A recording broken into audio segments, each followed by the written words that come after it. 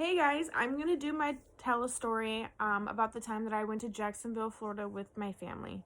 So I went to Jacksonville with my mom, Margie, my two sisters, Elaine and Brooklyn, my little brother Richard, who was 5 at the time, my nephew Jaden, who was 4 at the time, my aunt Beth, and my cousin Jasmine. So we decided to we decided to drive there because we went last March, so we were kind of afraid to fly at the time, or this March, I should say.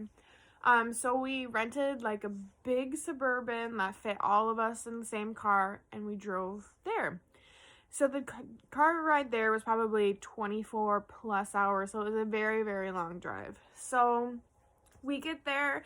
Throughout the ride, there's a lot of arguing, and there just wasn't room for people, so it was just an uncomfortable ride. So we get to Jacksonville, we do all our fun stuff, we go see the beaches, the oceans, we do our thing, and then we were gonna leave on a Friday morning. So a couple days prior to that, I had decided that I wanted to stay in Florida longer, but I wanted to go to Fort Myers. So while we were trying to figure out how I was going to get there, because I wasn't going to make my family drive me 3 hours the day they wanted to go home, so I ordered a Lyft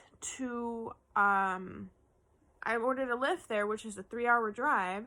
I ordered it the night before, so hopefully somebody would pick it up. So the next day comes, and me and my sister are sitting at a bar in Jacksonville waiting for my Uber to get there. My Uber accepts it, they come.